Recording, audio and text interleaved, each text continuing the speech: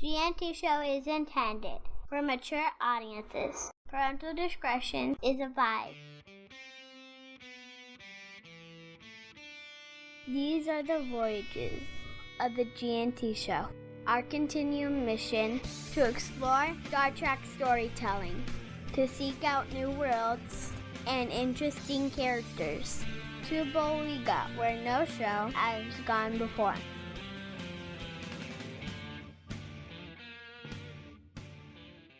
Live long and prosper, bitches. Good morning, everyone. Welcome to the G&T Show, episode 256. And it's October 16th, 2016, for Michael Hinman. Good to see everybody. I'm Terry Lynn. Across the table is the man and the crazy one himself, Gettysburg 7. The crazy one. Ooh, I'm wacky. Wacky in I'm that Steve wacky. Martin kind of way. Yeah, careful. He's going to knock control. a chair over. Careful. Oh, I'm a party of look one. at this. I've got some silly string. Jolan True, bitches. There she is to my left, your right, with her suitcases in hand, just waiting to bolt out the door when she's done. It's Terry Lynn. That's right. I'm out of here. To my right, your left, there he is, wearing his house coat with his cold pack on his head and a thermometer sticking out of his mouth. His nose is all red. It's Ceridian. Kapla! Rumors of my succumbing to the zombie virus have been vastly exaggerated. No, they haven't. You totally succumbed, and you're now just kind of recovering. Well, I'm recovering, but I don't have the zombie virus. Oh, that's It's Brazilian flu. It's because of my chicken soup. I faxed it to him.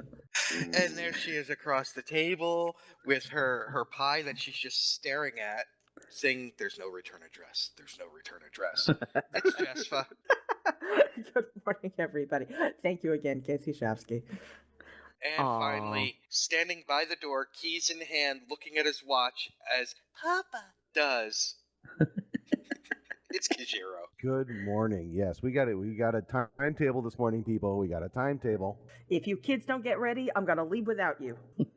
What time for you is AIS? I'm sorry, what? Ass and seat. 11:50. Oh, wait a minute. No. That's when plane leaves. It's in In the plane car. leaves. We got to be in the car. Oh, ass in the seat of the car. 9:30 Mountain Daylight Time. So Oh, it's 11:30. It's Mhm. wheels up at that point. Yeah, asses and seats. 11:30. 9:30. 9:30. Oh, this time difference thing. Yeah. So in other words, we cannot go over this morning. So yeah. Coffee clutch. Hi, everybody in the chat room. Hi, everybody in the studio. Hi, I'm How's Robert that? Reyes. Hello. I'd like to talk to you about the Red Sweater Foundation. Poor Robert Reyes. Although I was very happy to see that he kind of took it and ran with it. Oh, yeah. It's great. I saw his post on Facebook that said, "Who wears it better?" or, who started it. As far as I'm concerned, it was Robert Reyes. Here's the thing about Robert. Now, we've met him a couple of times now. Mm-hmm. He's so quiet and so gentle. That Mhm. means that when he snaps, it's going to be the fuck all of snaps. I want to see him and Ken Bone in like Mad Max Beyond Thunderdome going on. 2 men enter, 1 man leaves. Oh, with fuck. one red sweater. 2 Okay. sweaters enter, 1 sweater leaves. if we're going to be doing this right now, Yeah. we have listener mail. Here- Oh. Okay. All right. Hey, I need to talk to you. Listener mail. Dear G&T Show, first off, I'm not wearing my red sweater while I type Oh, out this boy. email. Oh, what are you wearing, babe? I'm at work, which means I'm wearing a blue sweater vest. Oh, there you go. But since we're on the subject of red sweaters, my question is a legal one for Janet. I heard she Oh, no. graduated. Can I sue Ken Bones for stealing and making money off of my IP, aka the red sweater? Do I have a case? Thank you. And the boysenberry pie is in the mail. Great. Boysenberry, nice. Knott's Berry Farm. He's from the. Oh. I know he's from SoCal. My God, you people are going to make it so I need a forklift to leave my house. Anyway, actually, for reals, apparel cannot be copyrighted. Although certain insignia on it can. So that's actually in Axanar they kind of bitched about that, and in part they were right, where they said, well, like a tunic is not copyrightable, and then that's correct. and like stripes are not copyrightable, but like the Starfleet style insignia is, because that's part of the IP. That's a kind of a different Talking story. like a lawyer here. Could it be like part of his trademark look? Yeah, Because other heroes can't wear like the S that Superman wears, right? Well, that's an So- insignia. Yeah, But a it's- cape it's- isn't yeah. copyrightable. yeah, and no capes. No capes. No Okay. capes. Think Edna Mode. Edna Mode. I love her. Yeah, one of my favorite characters of all time. You know who I want to see? I want to see her and Raven from Teen Titans Go have a conversation.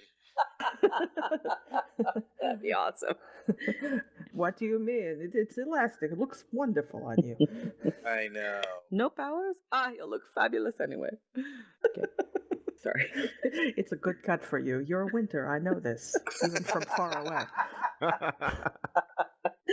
Sorry, we just went on an Incredibles tangent. Keep I going. think I think I may have found my cosplay muse at this Oh, point. nice. Oh God, I need the glasses and stuff and the wig. But yeah, oh God, I've got to figure out how to go as Edna Mode one of these days.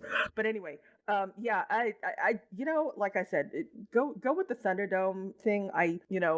If they survive the big pointy thing, then we go with the and I can't remember what the big pointy thing's called. Oops. Just The go with it. Lurpa?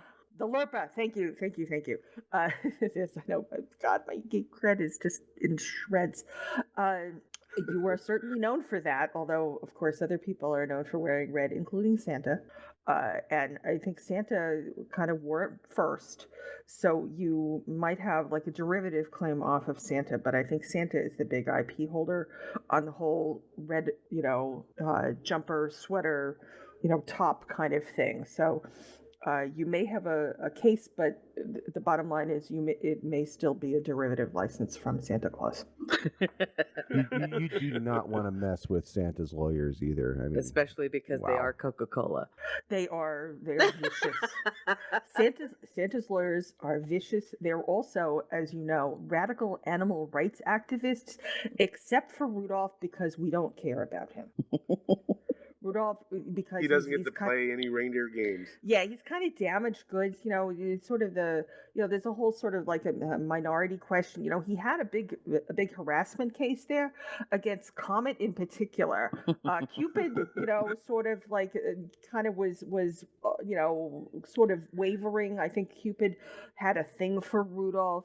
I don't really want to spread any rumors, but I hear that was I think a there very was some different kind of inappropriate reindeer touching game. going on. There was an inappropriate touching going on. Yeah, it was, but it was antler to antler. So, very, very inappropriate. But, Rudolph had a very good case, but apparently there was a good settlement, but there's an NDA and they can't talk about it. Wow. Otherwise, Wow. coal forever. That's interesting. So there you And- go, Robert. Thank you for the email. And Thank Nicole- you, Robert. Thank you, Robert. And coal doesn't burn cleanly, so it's a bad thing. If you get coal, you can't even use it. Solar, if Santa got modernized, once they modernize that plant, they'll start giving you solar if you're bad. Yeah, but the problem with the solar is you only have light half the year. I mean, half the year up there. What the hell is going on? That's why In you the need chat room? a battery on our to store show. the power. I don't know. We're off in, I don't know where we are, but the North Pole apparently. But anyway, thank you. Well, that's very where the We go much. from plant is. If he's going to go Robert's- solar. What the What? hell's in the chat room? Go from Robert's red sweater to now we're talking about the North Pole. I don't understand. Is it times like this, Nick, where I just kind of sit back and sip my coffee? Sip your coffee. Welcome Yeah. to Squirrel Land. Wow. Okay, we're back now. Thank you, Robert. What happened? Don't I feel like the ghost of Jerry Lewis. He's still alive. Oh, that's debatable. Coffee Clutch. What do you guys do this I week? hate Jerry Lewis. Yes, we know that, Nick. Yeah, I do too. That's what you did this weekend? Hate Jerry Lewis? Yes. Well- I just sat staring at a wall. I hate Jerry Lewis. Throwing knives at photos No, of him just on the staring at a spot on the wall where Oh. only I could see his face. wall. Twitching because he caught a couple of frames of Cinderfella. Then it was all over. Saw him on stage in Hell's a Poppin'. What'd you do, Hi. Mike Coffee Clatch? What did you do this week? Coffee Clutch. Well, interestingly, last week, Nick, you had mentioned that Marvel game to me. Oh, in Future Fight, passing. yes. So I installed it. After the show, if you have a few minutes, I'd like to pick your brain about it. But Oh, okay. so I gave that a try. Of course, I'm playing Timelines, Transformers. I played a little bit of Stowe as well. If you recall, a couple weeks ago, I had mentioned Lego Dimensions, the issues I was having with the latest content that came out. Well, I am pleased to say that the content issue has been resolved. It's been resolved for a couple weeks now, actually. In fact, like the next day after I talked about it on the show, I guess Lego listens to the show because The bump is real. I got an email right away, and it was like, try this, and it was like, okay, I tried it, bingo, it worked. Oh, and then, great. And then the little toy tag, I think it was like that Friday, I had a new toy tag for my Jake the dog character. So all of my issues have been magically resolved. Thank you, Lego. Very cool. So Very I nice. got to play a little bit. The Adventureland is fun. The Adventure Time Oh, how cool. is fun. So yeah, my first exposure to it. I enjoyed it. Also worked on 24 Hours of GMT. We started getting some more. We're starting to get a few more items for the giveaway and a few more things scheduled. I'm hoping to have a post out or two next weekish. So yeah, that's what I did. How about you guys? Worked really hard. Had a couple of really, like I told you before the show started, had a couple of, how shall we say, serious claims or serious cases that have come up. So I'll be busy for the next couple of weeks, possibly doing some traveling. So I'll keep you guys informed. And so it was pretty much nose to the grindstone. Tried to play some games, but didn't really have a lot of time. What else? Alan, what did you do? You worked. I played Hotel all week. That was pretty Yeah. much it. Oh. You guys need more fun in your life. Oh. He's got a week of it coming up. Yeah, I'm gonna be gone. Don't say anything. I told you not to say anything. Hookers and blow for a week. Quiet. Oh, I'm sorry.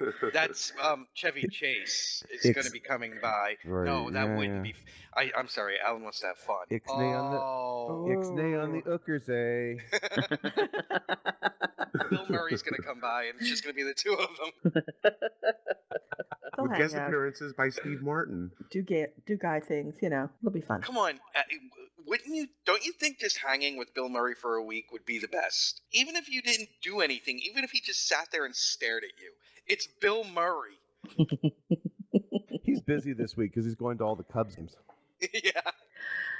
I just got a couple of really cool emails. Nice Oh. though. Yeah, your Amazon.com order of the Star Trek Encyclopedia has shipped. Nice. Nice. Sweet. And then I ordered thank you, Kevin Dillmore, by the way. Thank you, Kevin Dillmore. Is that a for- book? No, but it is. That's the name of the first G&T, the first Busy Little Beaver motion picture production. Thank you, Kevin Dillmore. He informed me this week of the release, La La Land Records. They do publications of soundtracks of typically hard to find soundtracks, where they get the rights to the music of. So they do they did all of TOS, they did all of TNG. Enterprise was just released this week. Mhm. I'm sorry. I'm writing a movie trailer in my head with the background music of Dreams by the Cranberries. Oh, Kevin Dillmore. thank you, Kevin Oh. Now Dillmore. playing in the theater Actually, near you. what he Why did can't is I quit you? Yeah, why can't I quit you? He put on his Facebook page the cover of the new soundtrack released to Johnny Quest, Yes, I saw that. to the original Hanna-Barbera score. The jazz, the Oh. From the fucking writer and awesome jazz from the so I From the bought it. writer and director of the warmest blanket. It's Thank You, Kevin Dillmore. Renee Zellweger. Channing Just Tatum. Wearing a Channing red Tatum. sweater. I'm just really excited. Robert that- Reyes. Right. Introducing Robert Reyes as the man red in the red sweater. sweater. God. I think we have a title for this Man in the episode. red sweater. The man in the red sweater. Perfect. So Robert's I'm sitting just at home excited going, "How did because this happen? I would've got the soundtrack to Johnny Quest this week. Nice. We saw Johnny Bravo this week walking around. Well, he Like wanted to like be a Johnny real life Bravo. version of him. Yeah, he wanted to be Johnny Bravo. Oh my god. Oh, look at himself. I'm so pretty. We well, Monday was a holiday, so I had that off. Oh, that's right. Yeah, it See, was, and then the it week, was Indigenous Peoples Day where I work. and then it was Columbus Day. Don't take away from the Italians. Nobody takes away from the other ethnic groups. Don't take away from the Italians. You have to remember where I work. Yeah, well, they have Native American History Month. There's no Italian American History Month, so they get a whole month. Let us have our day. You can tell them I said that. It's okay. Whoever's listening has already heard it. But so this week was the last issue of our newspaper. So I'm putting that together, and I found the first issue from 34 years ago. So I put that on the cover with the headline for Dietrich, the Standard Bids Farewell. Oh, wow. Yeah. And so we had all that. And then, so Friday night, okay, I put it on Facebook, Terry. I don't know if you saw it. When we first saw the preview for The Accountant, the beautiful Melanie said, "Oh, we're going to go see that." And I said, not really. And so she got us tickets, and I was grumbling. And I will say this, that halfway through the movie, I said something I very rarely say about a non-Marvel project. I really hope there's a sequel to this. Wow. It Interesting. was fantastic. Ben Affleck, very good in it. John Barenthal from Walking Dead, and he played the Punisher in Daredevil. He's really good in it. John Lithgow is in it. Oh, I love him. Jeffrey Tambor has a small role, but he's really good in it. So yeah, it's a really fun movie, and there's not one, but two pretty good twists in it. That one, Mel looked at me and she said blah blah blah, and she figured it out just before, and I was like, oh no way. And then at the end, there's another twist, and I was like, oh my god, that's awesome. So yeah, very good movie. And then we went and saw Kevin Hart What Now last night. Oh, I okay. think Melanie's stomach is bleeding from laughing so hard. Oh, wow. Kevin Hart Oh, he's hilarious. that guy has worked his ass off Yeah, to he get has. where he is. Yeah, And he deserves every bit of success that he has. I agree. The first 10 or 15 minutes is like this little movie where it's 3 hours before he sold out Lincoln Financial Field in Philadelphia, the football stadium. He made history. He sold it out.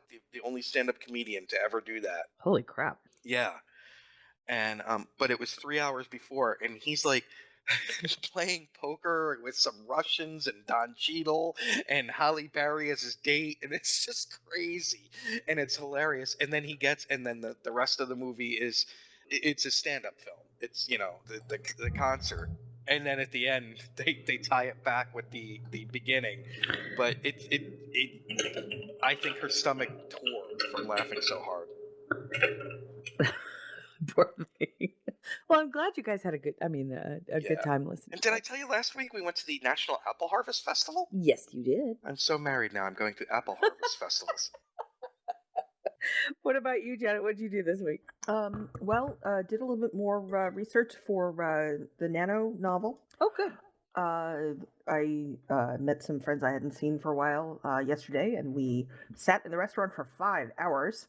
And I learned that German autocorrect basically means that anything you type is wrong. Which is exactly the way you'd think that German autocorrect would work, because one of these friends is from Germany. And Smallest Also- German word has 72 letters. Yeah, pretty much, yeah. And there are a lot of Z's in there and C's. Yeah. You know, and then in PF, there's always a PF in there, and And an umlaut. and an umlaut. Just we throw in extra umlauts. We don't know why we do this, but we just do. And we also worked on Semantic Shenanigans, which we are recording tomorrow, and we have a show. We're almost there. It's exciting. And we open up the Facebook page for people to like it. We hope, and to follow the show. So we're real excited. Yay! Awesome. I'm so excited for you guys. I really am. Whatever. Yay. Anybody else? Janet, I did think of you. Okay. I was talking about Gal Gadot and Oh, yes. this movie that's coming out with Zach Galifianakis, and someone said, "What is your thing for Jewish women?" I was like, I don't think you really need to worry about that with her. Just look at her. True. I'm loving it. Hey. Well, Mikey, what do you want to start off with this week? Oh, okay. Let's see. Let me take a quick gander at all of our. Gander. He said releases. gander. He did. Yeah. He even put like that Minnesota gander on it. Gander. Don't you That- know? Don't That's you know? $2 Don't you into the kitty know? for saying candor. He's gonna peruse it quickly.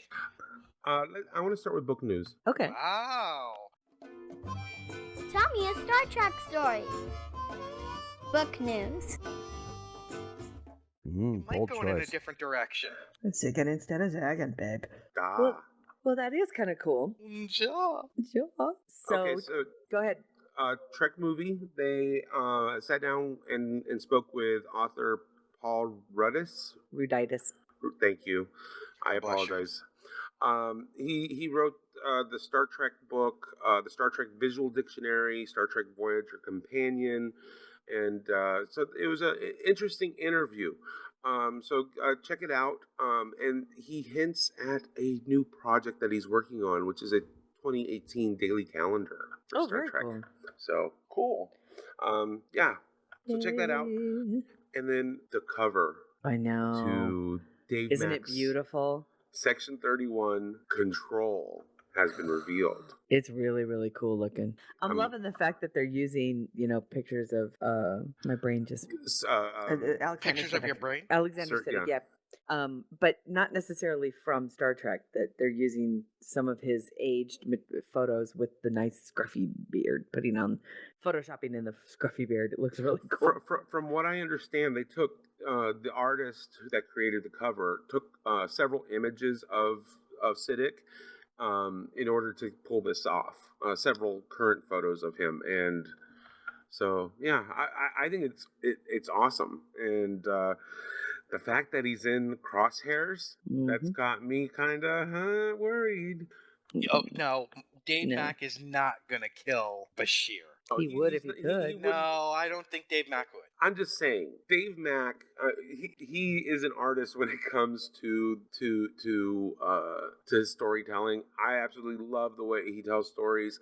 When I was reading his Legacy book, I was literally on the edge of my seat Mhm. going through that big thing that happened in there. All right. And I was like, holy crap.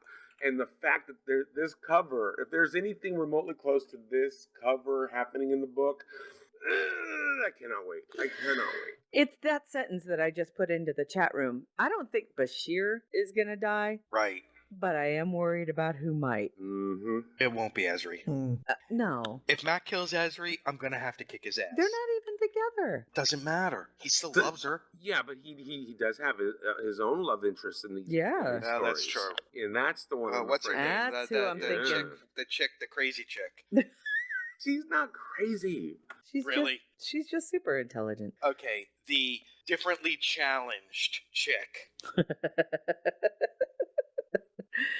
But the sentence is only one thing is for certain. This time, the price of victory will be paid with Bashir's dearest blood. Don't know what that's supposed to mean, Mm. but I am concerned. Mr. Okay. Dearest, starring Faye Dunaway. No She's- more wire hangers. I Oh, know, let's not go down that route. Yeah, I was gonna say she's here in New Mexico. She just started filming this week. Really? New project here in New Mexico. They're the only reason I know is I get the emails because they need extras, and I don't have the time. You won't be there. All right, I won't be there. Oh, what next, Mikey? Oh, the let's talk about gaming news because I have a couple of questions I just want answered. God damn it! I want to play a Star Trek game. Gaming news. Okay, but before we get to that, I want to mention really quick Star Trek Timelines in the latest update. They introduced for the squad system, which is their fleet team up. It's 5-man teams for fleets to work on events together. Well, they just introduced shared crew. A squad leader can share one of their crewmen with the rest of their team, and it becomes available for everyone.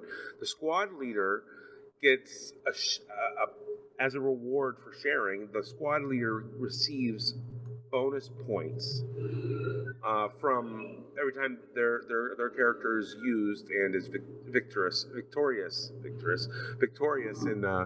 in teammates' missions. So I thought that was kind of interesting. So okay, I'm done. No, that's great because that's what we're talking about now is gaming. And is there any other timelines news you want to discuss? Mine won't load Oh, at all. It just stays. Just That makes me sad. I don't know. do you have enough? Well, I don't know. Every other game loads. I would probably ditch it and reload. Uninstall, remove it and reinstall it. Mm. Yeah, that might. So I have a couple of questions. First off, the news that we have available this week regarding most of it is around. Well, no, you've Disruptor Beam, kind of just doing a sidetrack from Timelines. Disruptor Beam, the company that makes Timelines, has announced a new mobile game, Yes, they have. and it has nothing to do with Star Trek, but it is the company that they It is another IP that they have. I mean, first Game of Thrones, Right. then Star Trek, and now The Walking Dead. Yeah. So they've got a new game called Walking Dead March to War. If you are a Walking Dead fan and you want to play a mobile game, then you can head over to your app store. When does it come out? Is it out now or is it being released? That's a Let's good find question. out, shall we? We'll launch next year.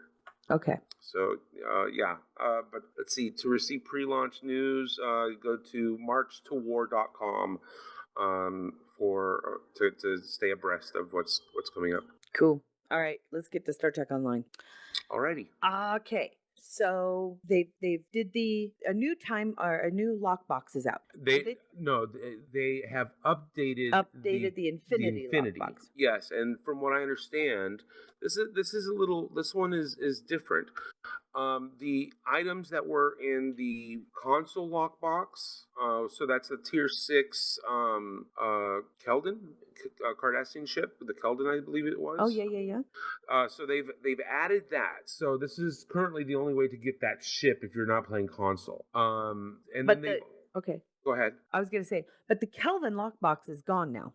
Well, if you have them, you can still open. Well, I meant they're not dropping anymore. Yeah, they're not dropping. Okay. They've gotten rid of all previous lockboxes. The Infinity is the only one, except for whenever they release a new individual one. Okay. So the Infinity is what they used to do when is like the free for all. Right. And you get to, if you get one of the Infinity prizes, you get to select which one it is. Yes, you get to choose what you want. But they've also added tier 6 versions of other ships. Let's see. Oh, the Jem'Hadar Dreadnought. Yeah. Wow. There's a lot of the ships that were previously available as tier 5 have received tier 6 updates. And they've also added the Nakul Raider to this box as well. So there's a lot of new ships in here. I don't know if the tier 5s are still available or if they've just decided to bump everything to tier 6 and just leave it at that. That I'm not sure. Okay. Interesting. Very interesting. Okay, well, that was part of my question because I thought, well, if the Kelvin's no longer dropping, I wonder what that means is coming out next, because after the Infinity goes, usually for our listeners who don't know, that the way that Star Trek Online works is that you have a lockbox that kind of drops during a period of time when new content has come out. And then during kind of like the downtime, they retire that lockbox, and then they bring in these Infinity lockboxes that drop during that kind of, I don't want to call it dead period, but during that Transitional downtime. period. Yeah, Yeah, thank you. transition. Perfect. Good word. Before new content is released, and then a brand new lockbox comes out that's usually tied to the story that occurs then. And the story is still dealing with the temporal, Right. The temporal Cold War. So it's Because possible what we're expecting now is kind of like Agents of Yesterday. we're getting that lost starbase. Right. So I figure it's going to be something TOS era. Maybe it had a ship inside of its in its berth, in its docking bay or something that we're going to get access to. I don't know. It's just speculation. We just have to wait and see. So Sorry. one of the other announcements, speaking of ships, is that some new dreadnoughts have been released. Tier Yes. 6 dreadnoughts. Holy crap, that Yamato class. Thomas, damn dude, your team's work is so beautiful. Loving the new ships. So some new 3 new tier 6 starships are going to be released. The tier 5, or it's actually the enhanced version of the tier 5 Galaxy, called the Yamato. The starship is available at Vice Admiral rank. The Colossi Siege Destroyer is also a tier 6 and is the improved version of the Goromba Siege Destroyer. I loved that ship when I was first. Is that's the Klingon one, right? No, it is the Klingon ship, but it's Nausicaan design. Nausicaan, okay. And Yeah. then the Kara Advanced Warbird, which is the tier 5. It's the upgraded version of what was the Apox Advanced Warbird for the Romulans. So that's a beastie of a ship, let me tell you. Really, really pretty. Looks very, very cool. I'm hearing rumors that a tier 6 Savi's coming out. Yes. I did see that. I couldn't find the link anywhere where it actually talked about it, but I did see something earlier, either this week or last week, that there is one coming, and it's very unique in how we're supposed to be getting it. I think it's currently on. I think it's currently only available on consoles, but I could be incorrect. Okay. The Nausicaan design one there reminds me of Babylon 5 ships. Well, most Nausicaan ships do have that organic water almost theme to it in design. Like that one almost has a starship kind of look to it. Others look almost fish-like. Jay Galloway says it's not on console in regards to the Savi. Okay. Interesting. Oh, Sunseal says it's part of the November Attack Wing release, Tier 6 Savi. That's what it was. Attack Wing? Yeah, there's Stowe and the makers of Attack Wing, they've been doing a lot of cross-promoting. Oh, I didn't realize that. That's cool. Okay. So I'm sorry I do not have the details. Hopefully the chat room can provide me with a link. And okay, I'll include Jay it in the show Galloway notes. says it's only available if you buy the USS Enterprise E Star Trek Attack Wing tabletop expansion pack. So run to your comic book store, pick up your Savi, and then you can buy. Now I'm assuming you have to buy the tier 6 Savi in the game, or you get a code from Attack Wing. I think you get a code. That'd be perfect. Because, like I said, they've been doing a lot of cross promoting.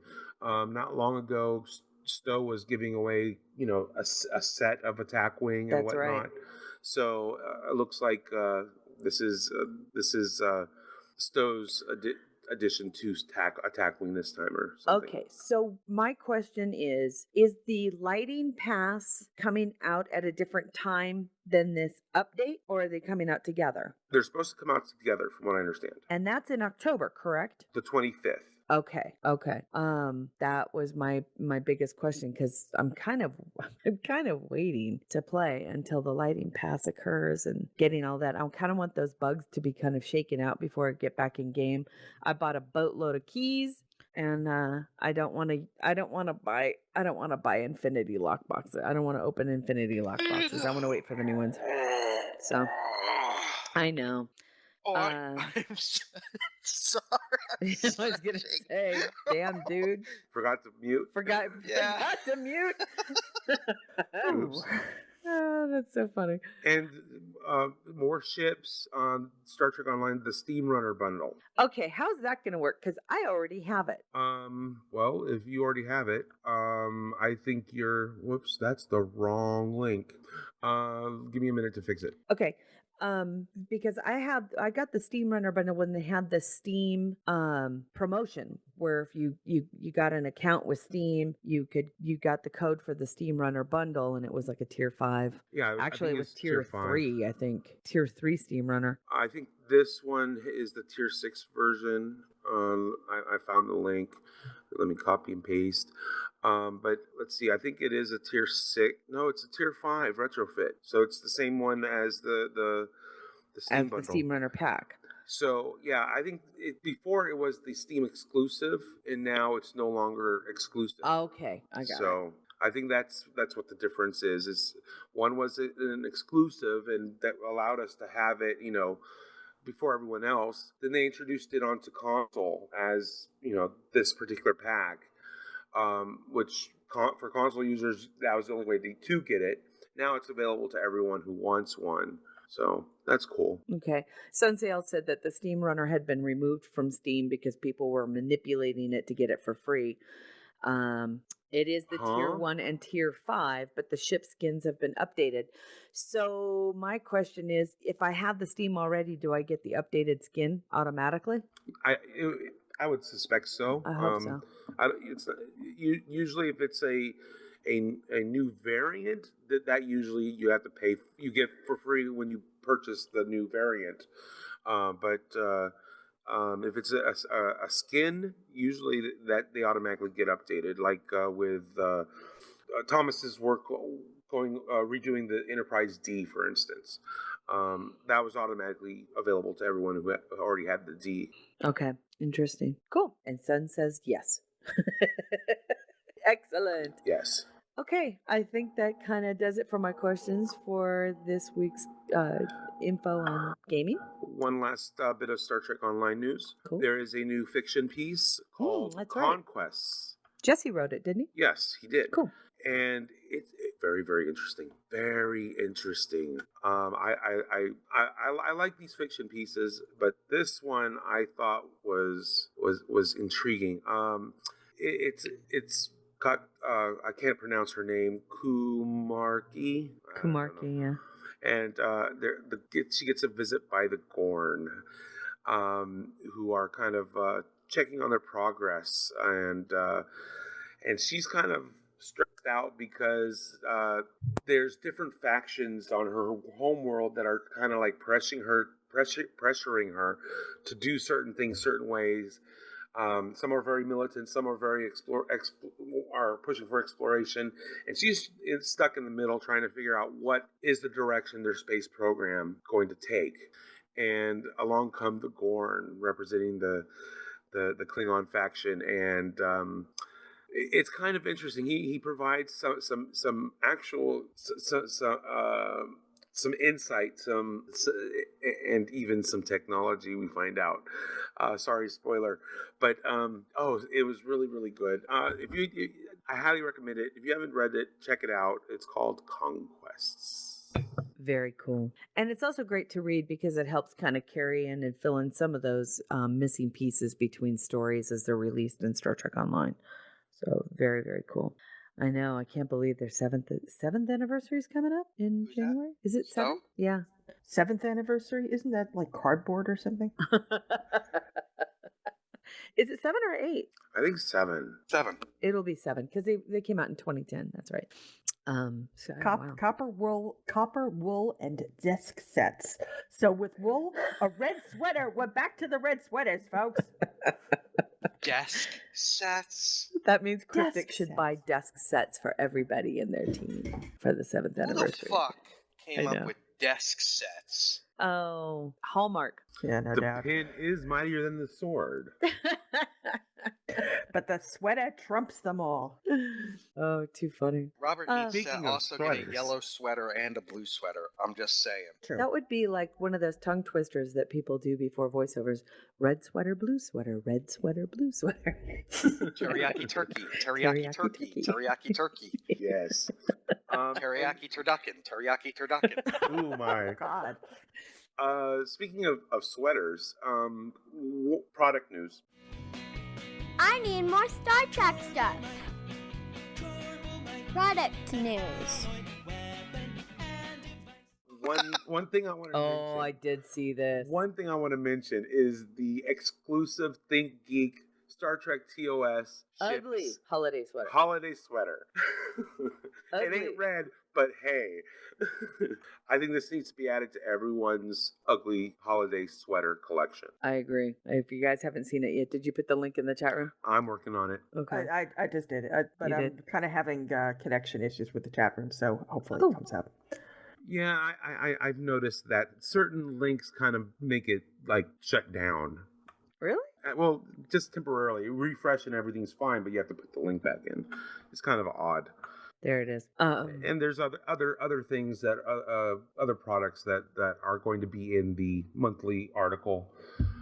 That is hideous. Isn't it? It's Why? perfectly ugly because you're supposed to wear ugly holiday sweaters. It's a thing now. I'm not Bill Cosby. In many, many ways. Thank God. Thank God. Yeah, really. Yeah, many ways. The there's some Pups. there's a Borg backpack. Yeah, Yeah. Saw There's that. a Borg Whoa! I need a new backpack. yeah. A Borg backpack? I just need a new backpack. Then I was gonna say I have a how much do you want to spend? Because there's this backpack that everybody in my office right now is coveting. So There's a Oh, Borg look backpack. at that! Yeah, it's like Not trippy? $70, and Backpack. and it actually has a pretty decent enough room for a pretty decent sized laptop. I noticed. This one looks very compartmentalized as well. It looks like it. I don't think it is, but it looks like there are different compartments it's nice. to it. It's very Borg-like. It's very cubed. I like it. Now Huh, a there's Borg backpack is very Borg-like. Shocking, Yes. Mike. Shocking. Get out of town. the impression of the Borg logo in the back of it's kind of cool. You know that's like the Enterprise on the back of the backpack I got at the convention a couple years ago. Oh yeah, that was good. There's what else they got? I'm kind of looking at the collector's pin. Oh, the fan sets.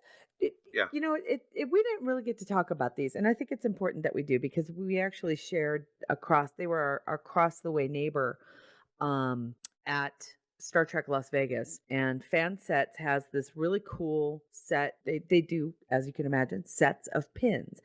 Check them out, not just for the Romulan pin, which is really cool, but also for their other stuff. They actually have kind of interactive, Some of them, not all of them. not but- all of them, but there's a few of their pins that they sell within these sets that are interactive with your mobile device. So Yeah, you download their app, which is a VR hybrid reality HR app. So it shows you the real world, but then you point your camera at one of their pins, and I guess one way to describe it is the pin kind of sort of comes alive. yeah, it shows ships that kind of cross your screen and everything. It's really cool. It's very cool. So it's not just check out Fan Sets. They're very unique. They're very, very unique. Yep. And somebody put a Die Hard Christmas sweater in the chat room. Why is nobody talking about the Romulan pin? Always got to I did. gloss I over just the said Romulans. I said the Romulan pin's very cool. It just doesn't do the virtual reality thing. God, I'm sorry. I was looking at the backpack, something geek. I was like going to say, I was looking at going, no, look at this Romulan pin. It's beautiful. The bird of prey. It's very detailed. It is really, really nice. So all of these links and more will be in the on the monthly product news roundup. sweet. By the way, Mike, Yes. your nephew had a moment Miles. had a moment of shining clarity and brilliance. Shut and up. followed it up with Shut just up. insanity. I failed as an uncle. I guess I need to tell the story now.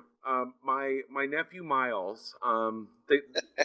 I had my nephew, both of my nephews, and my niece over, and Miles was playing Lego Star Wars Clone Wars, and I was watching the item that's in our unofficial productions, which we'll talk about soon. But I was watching that video, and he heard the Klingon laugh, and he said, "What the hell was that?" How old is he? He's 5. There you go. So he's like, "What the hell is that? It scared me. Turn it off. Turn it off." And I was like, "No, I gotta watch this for the show." And he's like, "It scares me. Turn it off." And I was like, "No." And I said, "Don't you like Klingons?" And he goes, "No, they suck balls." Yeah. And I said, "Oh, so you're a Romulan?" And he says, "No, Romulans, they suck balls too." Oh. So yeah. Oh my god. What? What's the home where he's from? Like that he's saying suck balls at 5 o'clock at 5 years old. They're not allowed to talk that way at home when they're at Uncle Mike's house. You're the coolest Playing uncle video ever. games. Oh my As long as they're not killing each other, hey, anything goes. You are that's how you become like the world's coolest uncle. It's true though. Yeah, I mean, they got video games. They can cuss. They can swear. Now, is your sister aware of this? No. And if she's listening to this, I'm a dead man. Yeah, I was gonna say, way to put it out publicly, Mike. Too funny. Nah. I think it's impressive though that at 5 years old he doesn't come home and keep talking like that. That he knows better. compartmentalizes it. Oh, I tell him, when he comes over.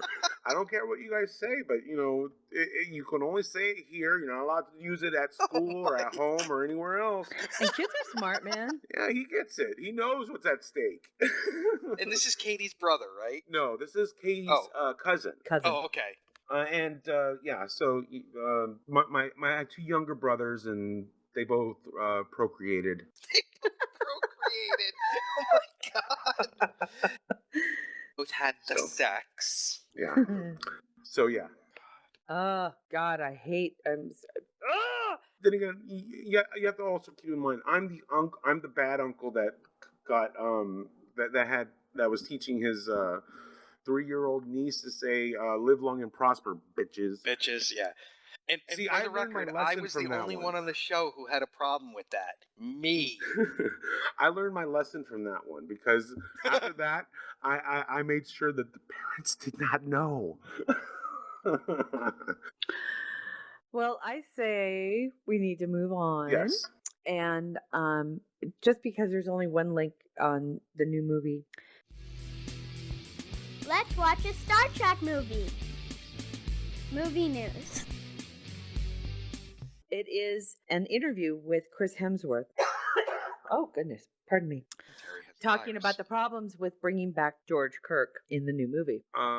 This is someone's analysis of what was said last week. Okay. And So someone takes one line out of what Chris Pine had said that's kind of what I thought. and kind of like analyzes it To death. to death. And Makes a lot it's- of assumptions. Yeah, but it's still an interesting theory. Let's see. I'll just try to find the final that kind of sums it up.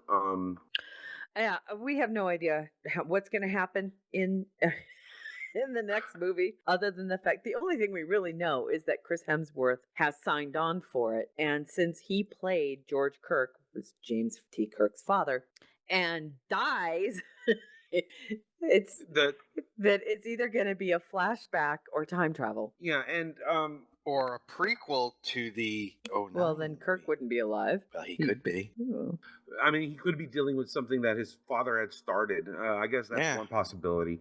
But like the last episode of Enterprise. He's in the holodeck, and he's Hey, yeah, Okay, that's what I'm saying. Yeah, that'd be cool. So essentially, the author of this article, he's like, okay, so in Star Trek Beyond, Kirk finally deals with his daddy issues and finally gets over them, right? So let's that's a bring little him harsh. back up I again. wouldn't say he had daddy issues. Well, there was he Yeah, he did. there was It's not that like scene. he was dancing on a pole, with daddy issues. He had Well, daddy issues.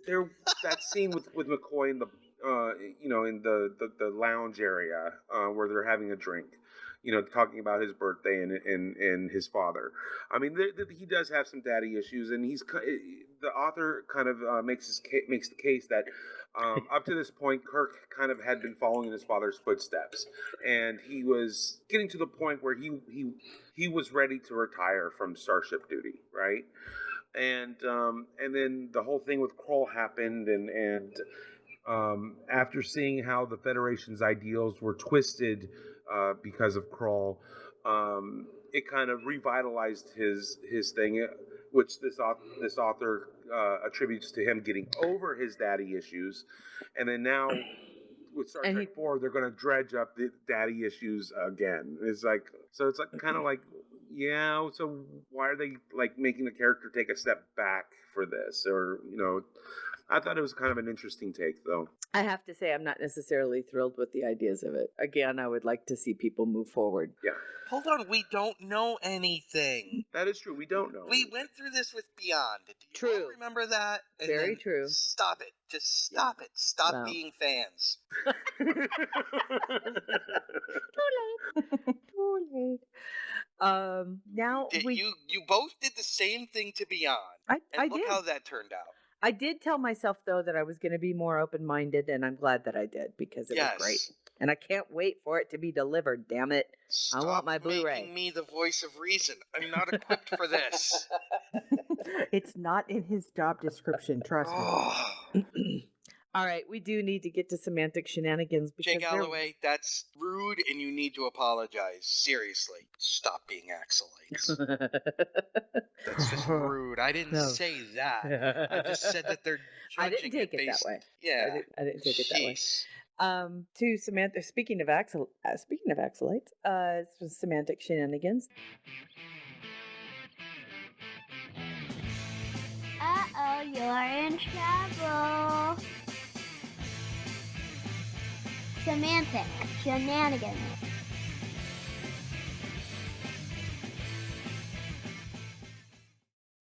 There was an additional Meanwhile, at the Hall of Janus. brief. There was an additional brief filed this week, and I'll let Janet kind of touch on it. Although we don't need if you want to read the wonderful deep analysis, you can do so at the G&T Show's Fan Dance blog because she's done that. But I'll let her touch on some of the more interesting things that came out of it. Now, Janet, you are Yes. a college graduate, correct? Oh, 3 times over. Okay, I just wanted to make sure. Just in case people forgot. Now, I have a question for you, and I'm serious about this. The pie.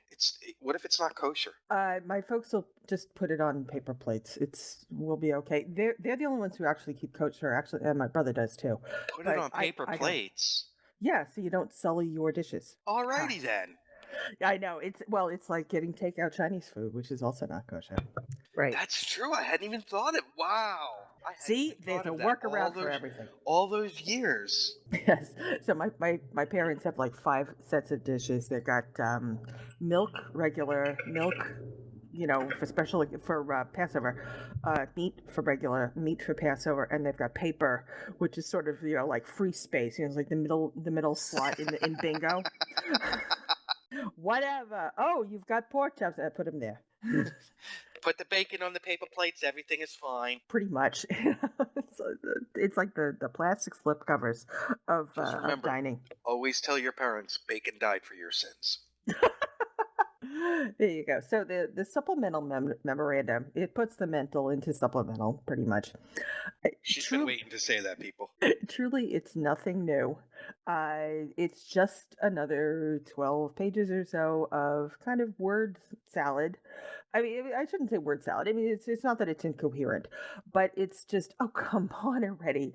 We just keep going and going and going with the same crap over and over again. However, there is one piece that's kind of interesting in here. And let me find it. Give me a chance. It is... Talk amongst yourselves, please. Don't worry about it. The bacon memes have started in the chat. God, that looks good. Now I want bacon. Oh, while we're filling time, I got to tell you what my wife did. She signed me up for the Waffle House club so that I can get my free Waffle House breakfast on my birthday. Is that love or what? awesome. Did Come on, everybody open. else leave the room? What? I'm feeling very hurt now. I know, right? Janet starts talking, they all leave. I'm looking at the bacon. That's why. I know. Doesn't it look good? Yes. Bacon. Who you playing today, Alan? Sorry? Who you playing today? Falcons. Oh, and your Dodgers. Yeah, they. Did you see the game last night? I did not. I was. They with my were bride. down at the top. The eighth inning was where everything happened because they were down 3-1. They tied it, and then in the bottom of the eighth, the Cubs had a 5-run Oh my God. in like 3 pitches, 5 runs.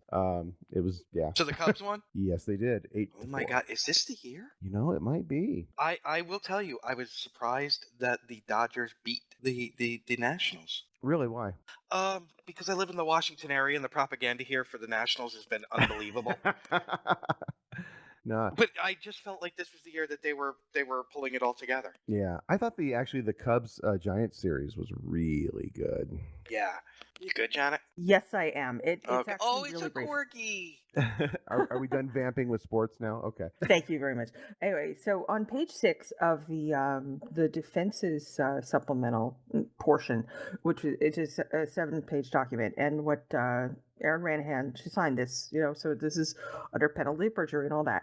So due to plaintiff's belated production, because we got to throw the word belated in just to give a dig to somebody, defendants withdraw their motion with respect to documents related to copyright ownership. After defendants provided plaintiffs with their portion of the joint stipulation on September 21st, 2016, plaintiffs provided the missing chain of title documents on September 27th, 2016, and then we get another dig in long after they agreed to do so. Okay, the judge doesn't give a flying fuck about that, long as it came in before the motion. Ranahan Declaration, pages 8 through 9. Thus, defendants withdraw their motion with respect to request for production numbers 6 and 7. What this means in English is... Thank you. Yes, I know. It's just a lot of, it's gobbledygook, but here's what it is in English. One of the things the defense was hanging their hat on, and they were putting a lot of time and energy into this, and they were really riling up the donor base, for that matter, to try to prove this in some fashion, is part of their narrative was that they felt that Star Trek in the last 5 decades somehow that the chain of title had gotten interrupted, and that either CBS, either CBS or Paramount, actually would be CBS because Paramount's license is derivative, so it'd be CBS. They felt that they could prove somehow, or at least try to prove, that CBS didn't really have ownership of Star Trek, that they couldn't prove it. And if they couldn't prove it, then CBS wouldn't have standing to sue. And therefore, Paramount would also not have standing to sue because it's a derivative license. Now, we don't see the chain of title documents. They're not attached to this, but that's okay. And it's probably stuff that was considered to be privileged, and everybody said, yeah, you're right, okay, this is privileged. That's fine. Long as they know it's there, and they're saying on the record, signed, notarized and all that other happy horse shit. So what they're saying is we withdraw our claim that chain of title could not be proven. So therefore, what they've said here in a court of law under penalty of perjury is that CBS owns Star Trek. That title is proven, that ownership is proven, and of course Paramount has the derivative license. So, yes, of course, there is standing to sue. This means there's only one defense left, one thing they can possibly try to get across as defense. The one fig leaf is fair use, and under fair use, the even smaller fig leaf is they're attempting to prove that there's no market harm or there's no appreciable market harm. However, that doesn't matter. It's a fart in the wind because there's 3 different ways that you can prove damages in a copyright infringement case. Market harm is only one of them. They can also be proven via statutory damages. So if the court actually the plaintiffs have to decide which way they want to go, and this was already admitted to by Jennifer Jason, who is one of the lawyers for plaintiffs. She said they were probably She was great in Fast Times at Ridgemont High. yes, I know. I keep wanting to put Lee on the end of her name. Yeah. She had said that they were probably going after statutory damages, which means that all of this sound and fury about proving market harm and getting everybody, Grace Lee Whitney's salary and all this other... It's all moot, bullshit, then, isn't it? Exactly. It's completely. The question is moot. The Somebody question is moot. Please, somebody find me that. Matthew Anderson, get on that, please. Good once that- day, sir. I Good day, said sir. good day. I said good day. Once that's gone, then the last fig leaf is going to fall. Now we know that they're going to lose a trial, or at least they probably will lose a trial. And so, what would be appealable? And the answer is kind of nothing. I was going to say the bench judge or the hearing judge and the motion judge, in this case the magistrate magistrate Ike, correct? He would have to make a ruling that goes against acceptable case law. Yeah. Yeah, and then they'd have to show that there was an error, or that there was a question of law, or something like that, or that it was, that it was unsettled, and none of that's the case. I think it's important that people remember that, as Matthew Anderson posts the wrong link. That is never the wrong link. It's important for people to remember that you can't just arbitrarily file an appeal. Well, I guess you could. It's just you're not going to be overtly successful. You can't just file an appeal. An appeal must be based upon the idea that the lower court erred in its rulings or its opinions that were issued in that lower court case. It's Terry, the same real thing. quick, Yeah, let me just say this. Our chat room, you guys suck. Okay, there will be a most offensive, worst meme in there, and you guys don't post. He posts the Phoebe Cates post, and you guys are putting things in and making it go away. You need to pick your spots, people. No, I'm not saying. I'm just.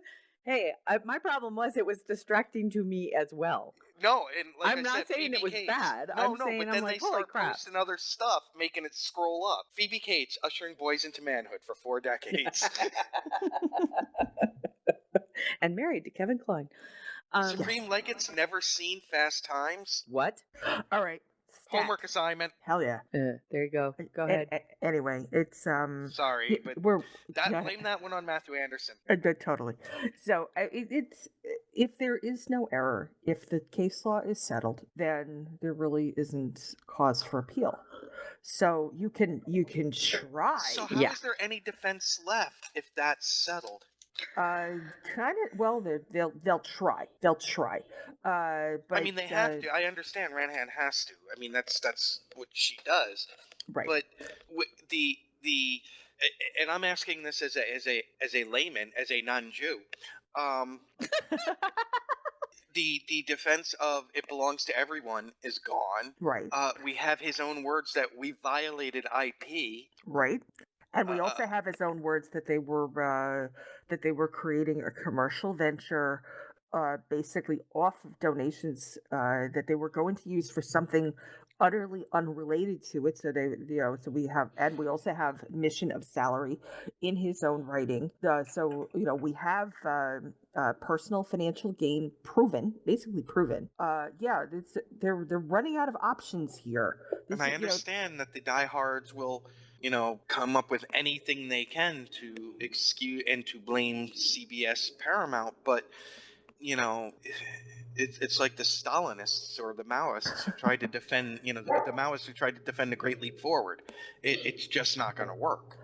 Yeah, we're getting to the point where Can be thrown in history. Where you're in a James Bond film when he's trying to defuse a bomb and it's getting down to the last part. He always defuses it at 0.007 seconds. We're past that. We're down to like 1 second. Mm-hmm. There's nothing left on the counter, or there's almost nothing left on the counter. They're gonna try, obviously, and of course, Ranahan is she's responsible for trying because she has to do that as code of professional responsibility requires. But this is where you are locking your client into a room and yelling at him or her and saying, "Will you stop? This isn't going anywhere." Because even though he's not paying for her hourly time, he sure as hell is paying for her expenses.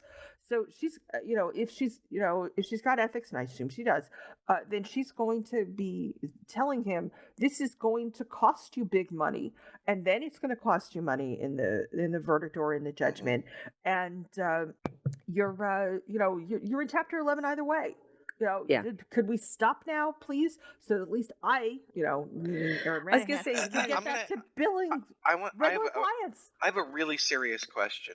We all know his ability to his lash penchant. out and call people haters and everything. He loses the case. He says the judge is nothing but a hater.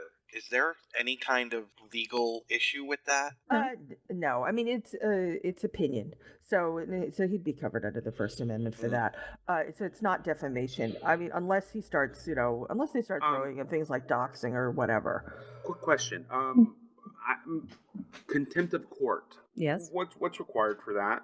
Not doing what the judge wants you to do. Yeah, and that can be civil or criminal. If it's civil, then it's a fine. If it's criminal, they throw you in jail. Potentially calling the judge No. a hater. That's not it. No. Okay. No. If That he- that I know. if he calls the judge unfair, that's also his opinion. But if he starts to really go down that line and say that the judge was bribed or something like that, then we're hip deep in slander territory. Now the judge may be considered enough of a public figure Yeah. that the cliff to get over for slander is steeper.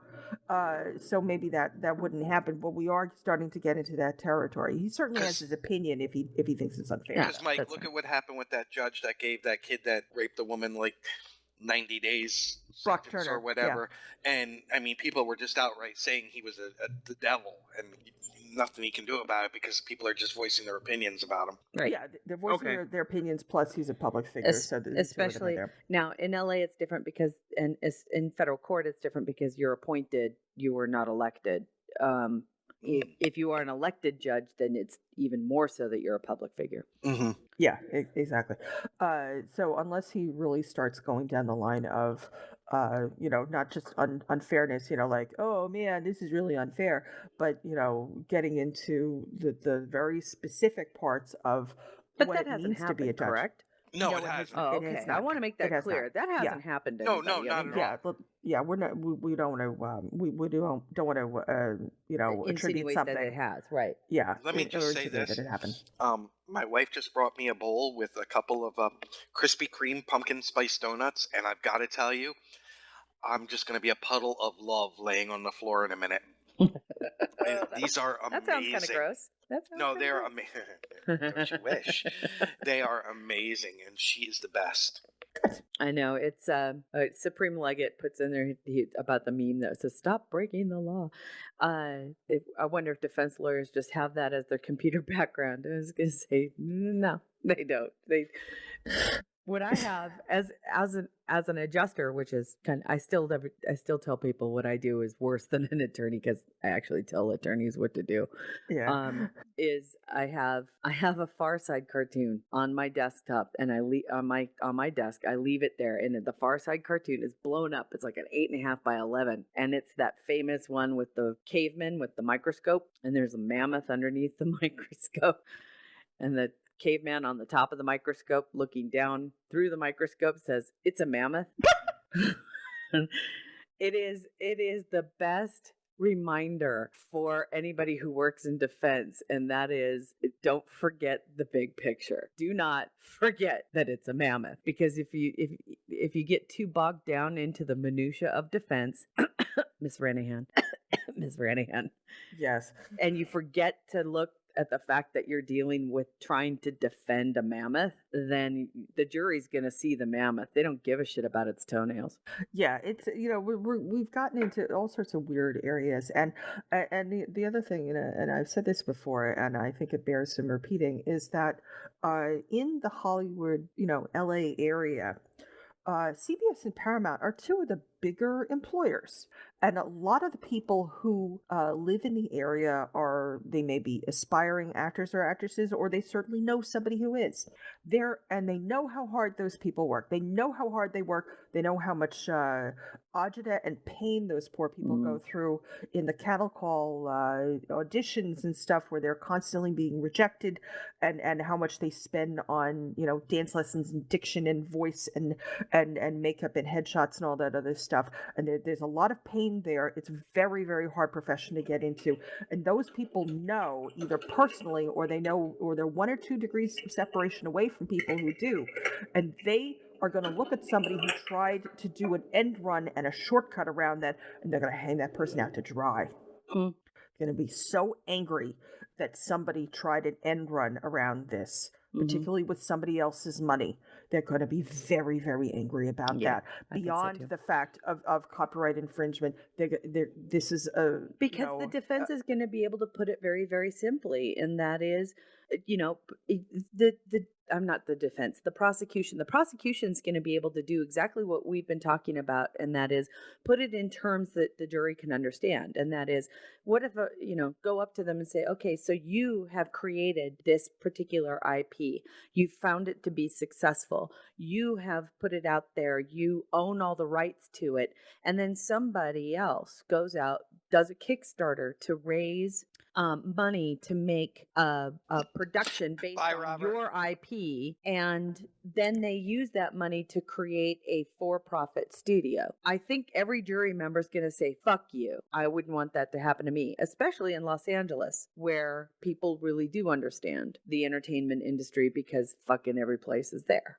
Yeah, and there, it's also that one thing that I'm sure Miss Ranahan knows, but I think that defense might not have quite gotten the memo on yet, is that this is not a sympathetic defendant. Sorry, Oh, yeah. but it's not. This is not a little old lady. This is not someone who's disabled. This is not someone who has had opportunities. Who has not had a lot of good opportunities. This is someone who's had a lot of good opportunities, and it can be very easily spun as somebody who has squandered a lot of really good opportunities Yeah. in favor of this behavior. And once all the crap that starts to come out, and some of this is not going to be admissible, but some of that crap is going to come out about how they treated a lot of these donors on social media in particular, and once that comes out, and like I said, it's not all going to be admissible, but there might be a few little hair-like fractions in there, particularly because some of these are contradictions about how they characterized the property in Valencia, and so those can come out, and a lot of those are colored by pretty nasty things that were said about donors and prior donors. Once those start to come out, jury's going to look at that and say, I don't think so. Yeah, it'll be a very, very interesting case, that's for sure. Okay, well, thank you, Miss Janet. Thank you. Yay! Yay! And just for the announcement's sake, when does Semantic Shenanigans come out? We are recording tomorrow evening. We're both on Eastern time, so it's going to be like 8:00, I think. But I'll check my calendar, and hopefully we will get it out by the end of the week, because I got to do sound engineering and all that stuff, and we'll be working the kinks out. But The kinks. The recording will not be live. no, it will not. Right. But it will be. It should be out, like Janet said, later in the week. Hopefully, I am available to help her out, answer questions that she needs, and of course, eventually we'll put it on Google Play and iTunes as well. So there'll be lots of ways to check it out once it goes live. Now, will the first episode be titled LOLA Lola?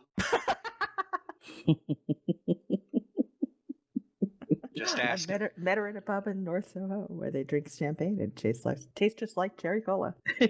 COLA Cola. Now, Do this for a while. Now, okay, before you guys interrupt me, watch this transition. Are you ready?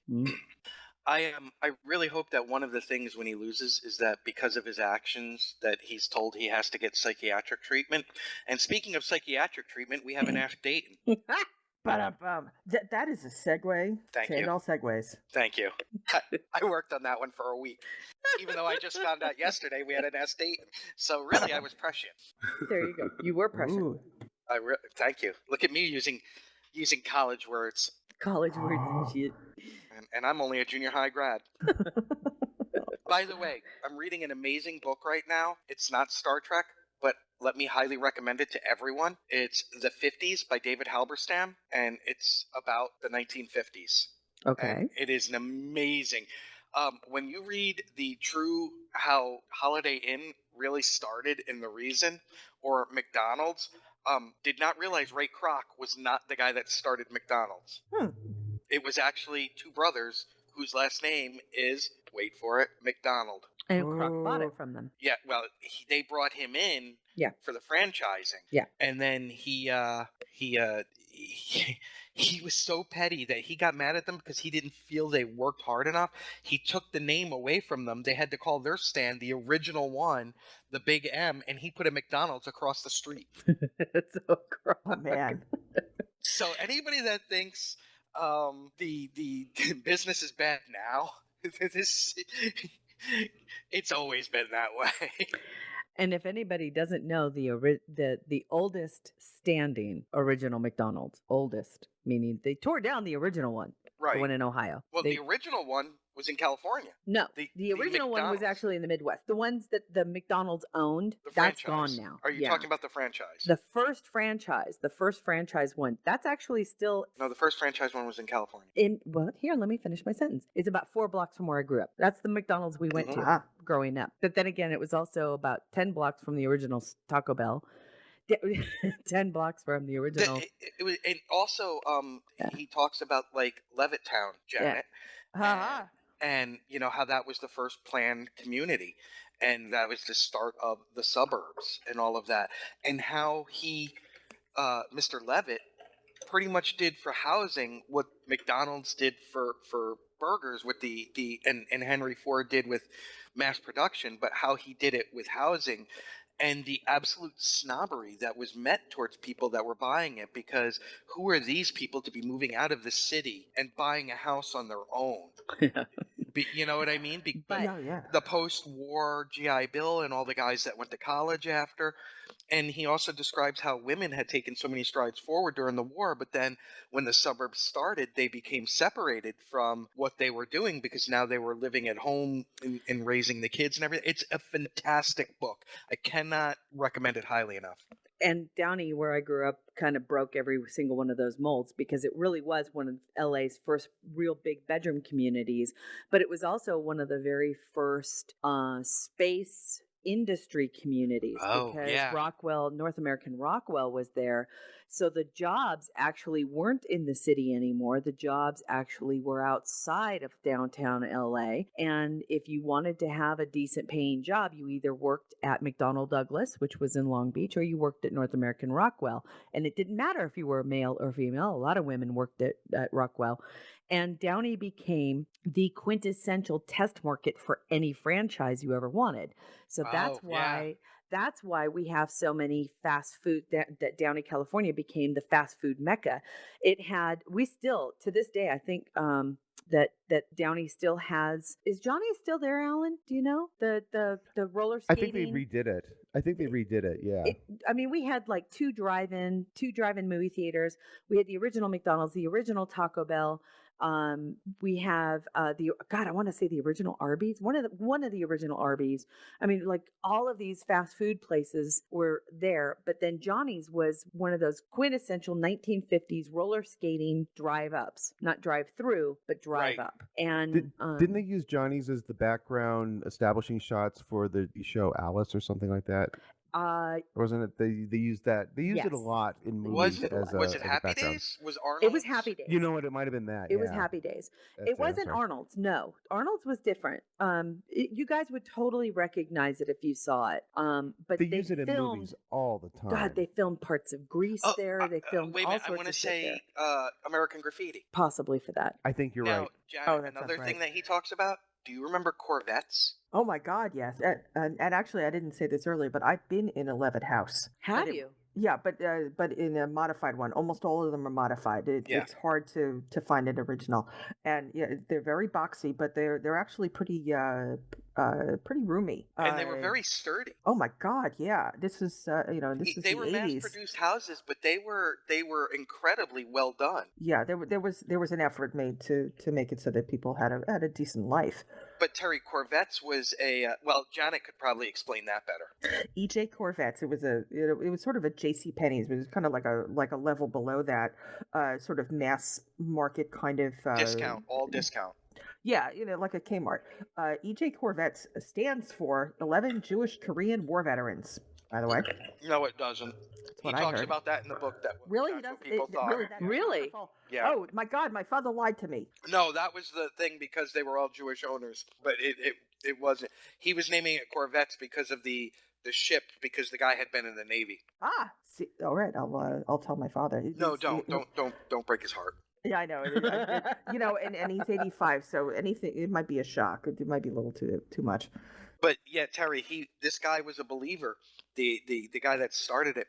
His father was a store owner. They were Jewish, of course, in New York. And his father had his own business, and he went into business for himself, the son. And his father just felt like he was breaking all the rules because the son was like, why are you spending 3 or 4 hours trying to sell an item to the customer? All these people are moving now. And so he opened one in White Plains, and he was like, they know what they want. And if you can only make $1 of profit on something, do that because you'll sell 1 million of them and make $1 million in profit on it instead of spending 4 hours trying to sell one dishwasher to somebody and losing all of this money. And then he saw big tract of potato fields on Long Island, and he was like, I wonder if I could and it was the first mall. Oh, interesting. It's such an interesting book. The 50s were such a pivotal time, but everybody thinks of them as so bland. So, it was funny as I was just doing a little bit of research on that place I was telling you about. It's actually Johnny's Broiler in Downey, and I guess in 2001 or something, the city was it was about to be demolished when the city personnel or the citizens said, bullshit, it's actually part of our history. They were able to stop the demolition. The people who owned the Bob Big Boy franchise reconstructed it, and it's now Bob's Big Boy Broiler in Downey. So it's still there, but the movies that it was in, it's Bob Dylan's music video, Things Have Changed, 1 Hour Photo, The Beach Boys, An American Family, The X-Files, Falcon's Crest, License to Drive, What's Love Got to Do with It, Can Hardly Wait, Jawbreaker, Unstrung Heroes, Midnight Madness, Reality Bites, Shortcuts, Sean Kingston's music video, Beautiful Girls, John B.'s music video, They Don't Know, Madonna's music video for What It Feels Like for a Girl, Goody Never even Mob, heard of The that Country song. Bears, My Stepmother is an Alien, Riot, Matchstick Men, Heat, The Game, Mission Impossible 2, Bounce, Stain's music video for You, Mad Men, Earth Girls Are Easy, and Super Drag. Wow. Holy It's- cow. It's the coolest place. But I just put the let me see, the Facebook page to what is now Bob's Big Boy Broiler. Shows you what a beautiful job that they did on the refurb on it. It's gorgeous. So cool. But this is where I grew up. This is that postmodern, that post-World War II expansion Southeast Los Angeles, which was everybody had cars, everybody bought homes, everybody was working, had big jobs. One of the big first malls that we had was Stonewood Mall. It was an outdoor mall. They closed it in the 90s. And that was one thing that he talks about just in the book was in the 50s was part of the reason Holiday Inn came up is everybody was moving to the suburbs. Yeah. This guy from Memphis was driving to Washington D.C. for a family vacation, and roadside motels were hit and miss. They were either nice or flea bags. And get this, people, it was $6 a night to get a room at a motel. And at a one that wasn't the lowest of the low. Yeah. And but they didn't have restaurants, and you had to go find a place to eat and all of this. And he talks about all of this, and the guy came up with the idea and started the Holiday Inn. And then 2 years after he had the idea and he started building them is when the Eisenhower Interstate system started being built, which really helped the growth of that. Yeah. And other hotel chains were asked, how do you decide where to put, your hotel? And he said, I look for where, and he gives the guy's name that for Holiday Inn. And then I just put next to him because he has the most uncanny eye in the world as to where traffic will be. So other people in the business respected him entirely because Wow. he could look at just everything and go against convention and say, no, this is where it's going to be, and he would invariably be right.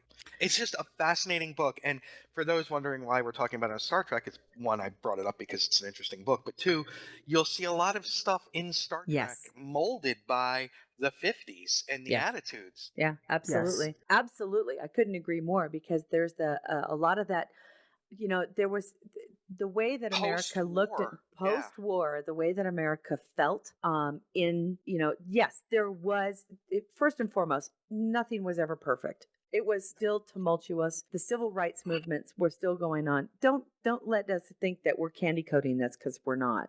Oh, But there was a different positivity, especially as you went from the post 1968 into the 70s. I grew up in an idea where, seriously, because busing worked. Mhm. As much as Well, people would, it did here, it did with us. it did there, but on the East Coast, as Janet can tell you, it was a whole different story. Yeah, with Louise Day Hicks. Yeah. They had violence here. Oh yeah, we didn't have Boston was we had violence in the Watts riots, and yeah. absolutely, Boston but I don't burned. think that was generated by busing. No, that was no. Boston burned because of busing. Right. Yeah. Oh, it was. It was a direct correlation. We actually found a way. No, it's I don't know if it's a just West different Coast mindsets, mentality too. or not. I really Just don't. different mindsets. It is a different mindset, because, again, in LA and San Francisco, yes, there was racism, no doubt, but there was also pride, and Right. everybody who didn't have a problem shared with everybody else's celebration of their cultures, especially in San Francisco. Not picking on Boston, but I think, Janet, you can agree with it. Boston has always been it was one of the last cities to integrate their sports teams. Yes.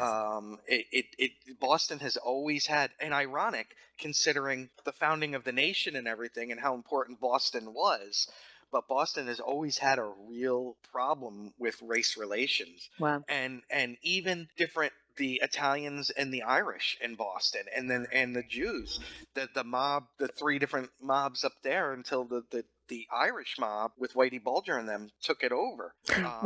Well, it's the city in particular has always been very tribal, Yeah. very neighborhood oriented, and it still Yeah. is. You live in the North End, you're an Italian person. You're a That's all there is to it. Southian, and you're Irish and in the you're Southie. Irish, and just that's all there is to it, and it's still the case in here. Here we are in 2016. Yeah. But it's also kind of ironic in some ways, because when I was in school here, in the from 79 to 83, so getting over 30 years ago, this was one of the first places I was seeing interracial couples, and I saw lots of them. Mhm. So you have this dichotomy. You have this very tribal kind of neighborhoody kind of area where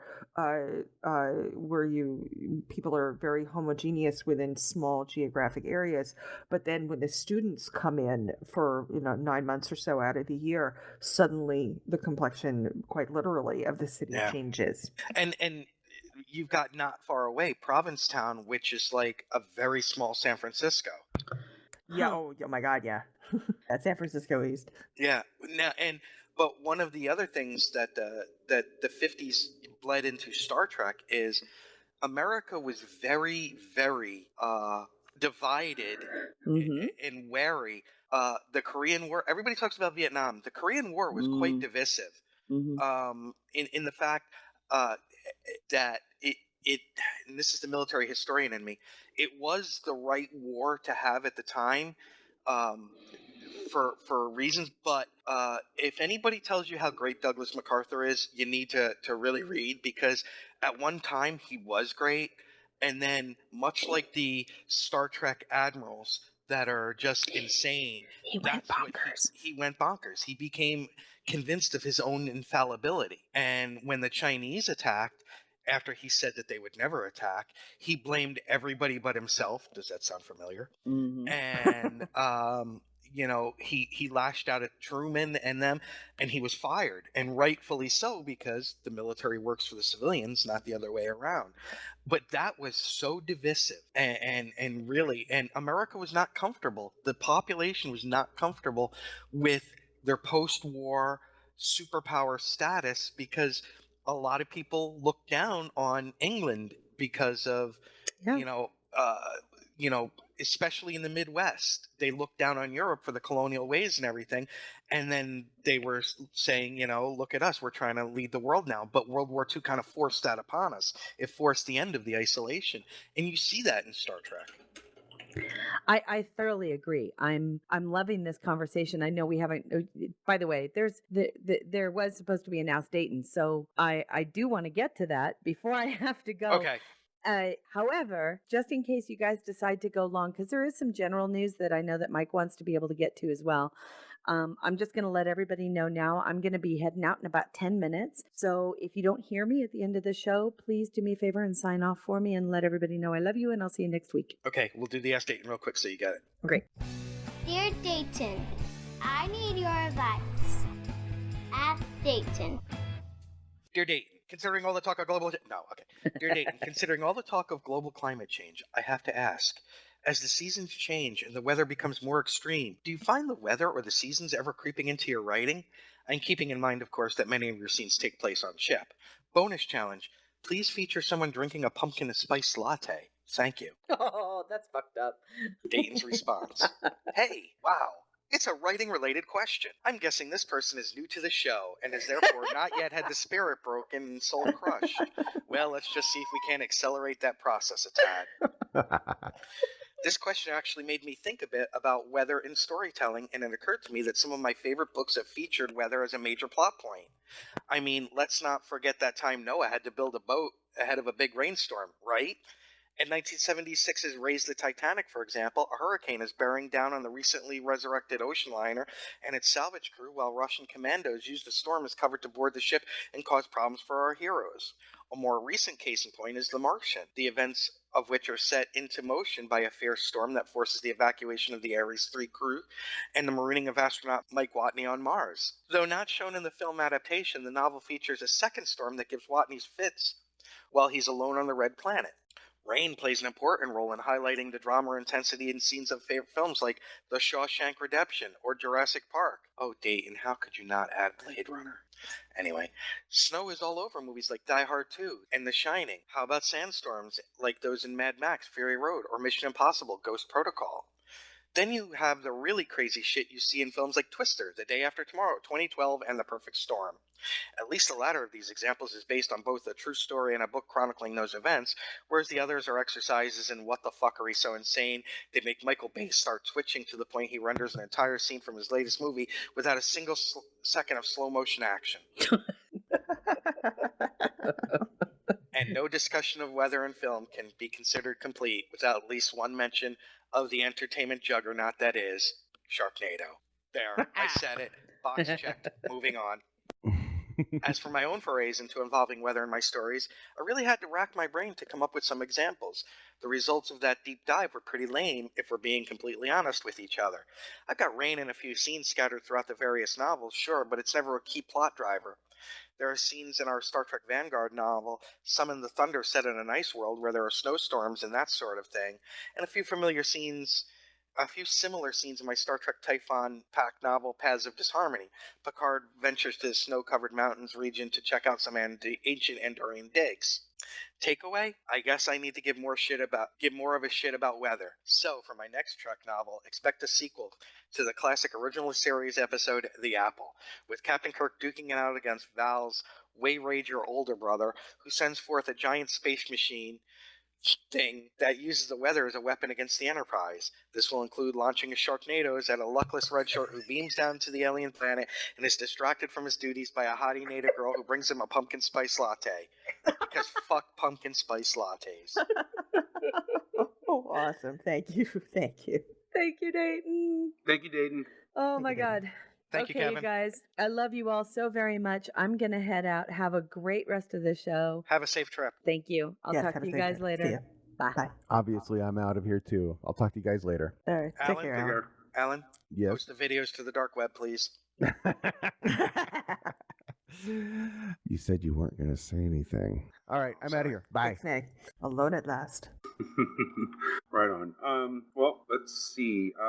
We can go real quick through some of the remaining links that I have. What's new in the Star Trek universe? General news. Roddenberry and McCartney and more from the Roddenberry Vault. So they're showing Star Trek.com's showing a few more things that were discovered in Roddenberry's vault, including a photo of Roddenberry with Paul McCartney. So that was kind of cool. Obama, he's been making Trek news lately. One is an interview about the true meaning of Star Trek. And then another is an article about him being America's Trek fan in chief. George Takei, he slams Star Trek the animated series and the movies. Apparently, he thought that the animated series didn't go far enough in showing non-humanoid aliens.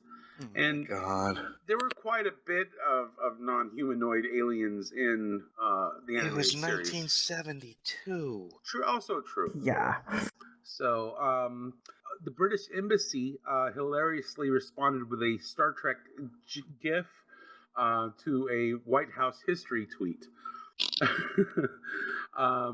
Apparently, they were talking about the day. It was one of those.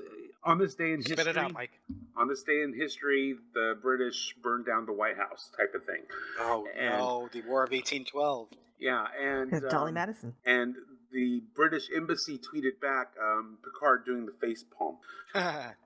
And they exchanged tweets and, ended with a Harry Potter giving a double thumbs up. It was kind of cool. So that article will be there in show notes as well.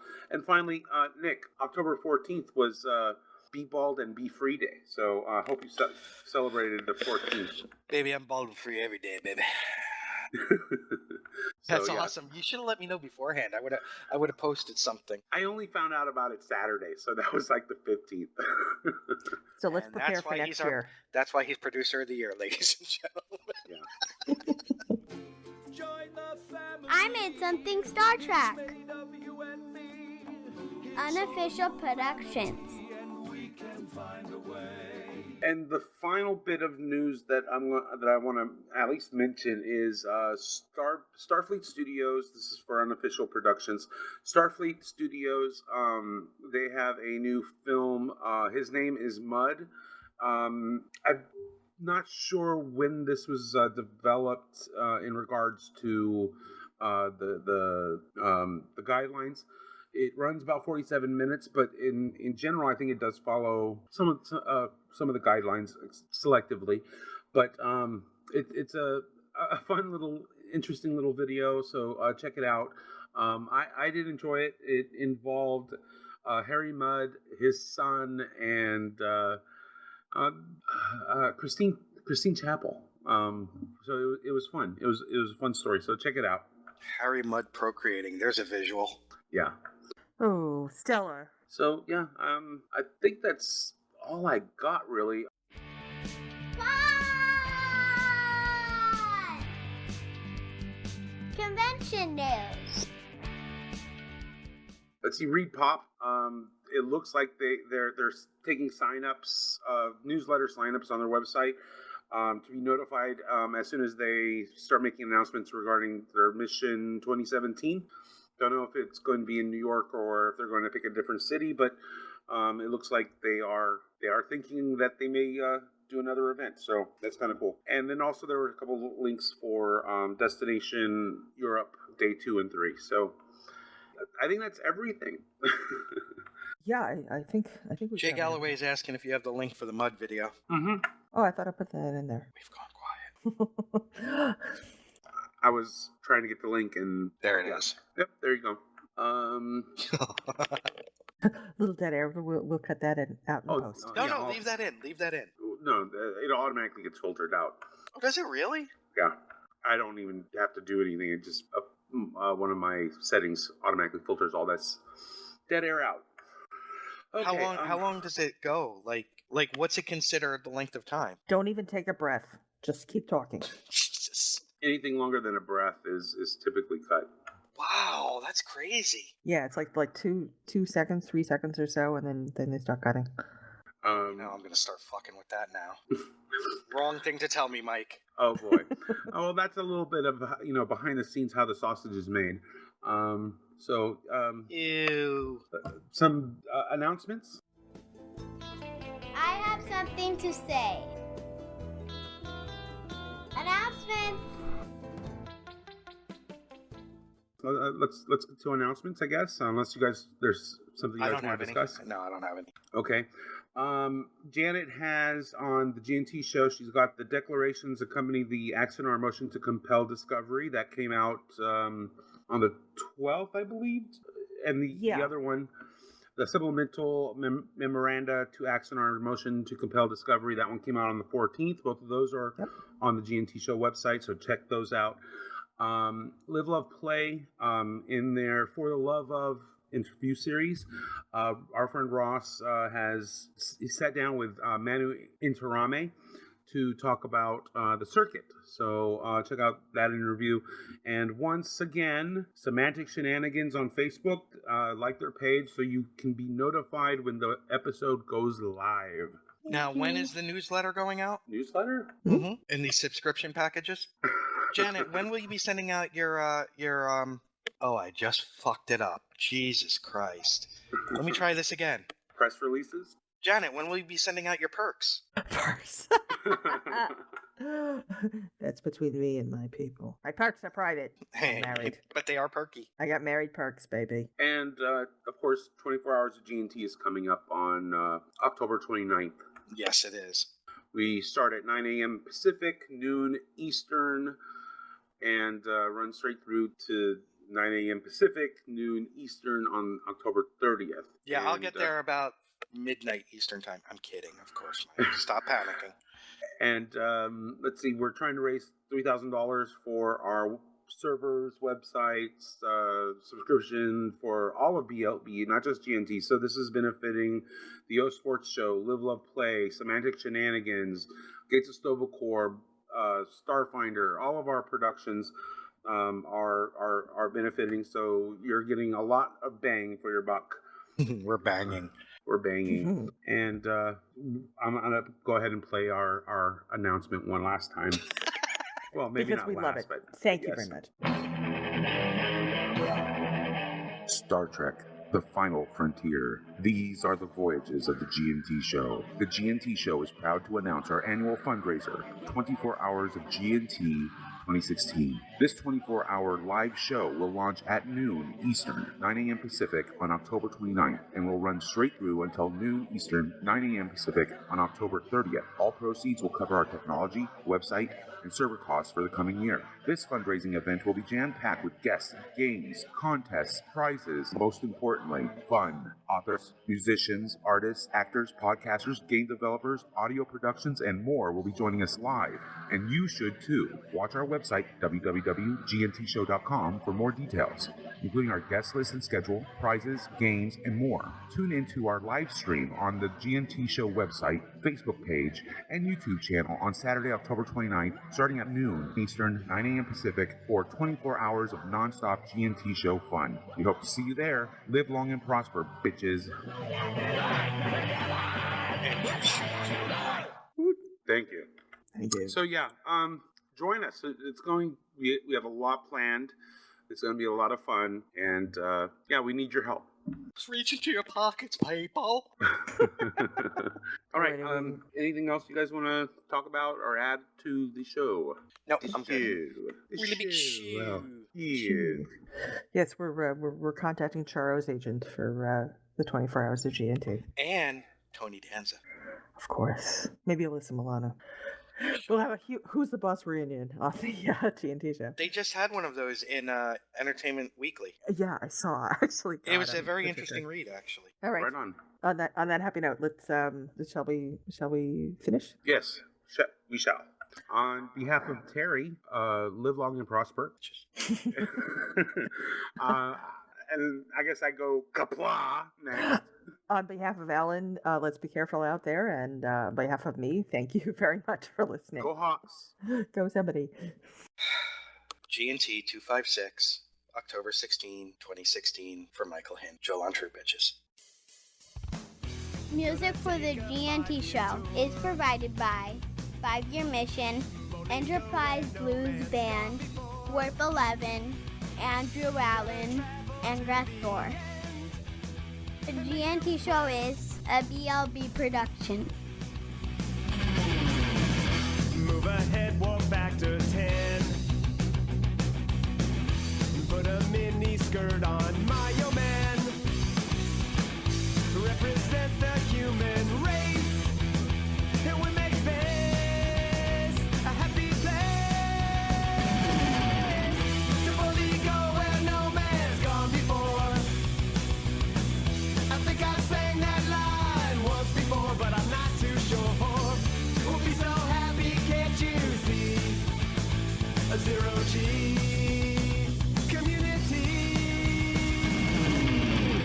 Gonna travel to new worlds.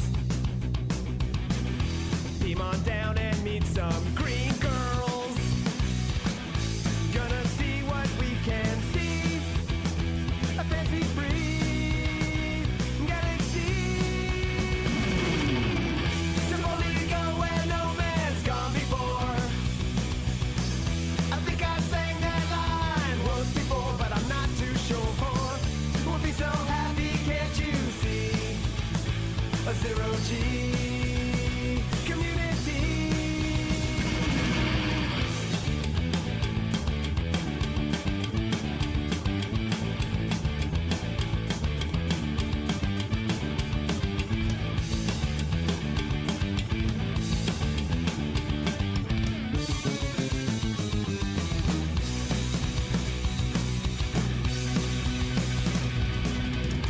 Come and take a tour with me. There'll be no cons or Kobayashi. Gonna travel to the end and make new friends with aliens. To boldly go where no man's gone before. Space happy. I think I sang that line once before, but I'm not too sure. We'll be so happy, can't you see? A zero-G community. To boldly go where no man's gone before. Space happy. I think I sang that line once before, but I'm not too sure. We'll be so happy, can't you see? A zero-G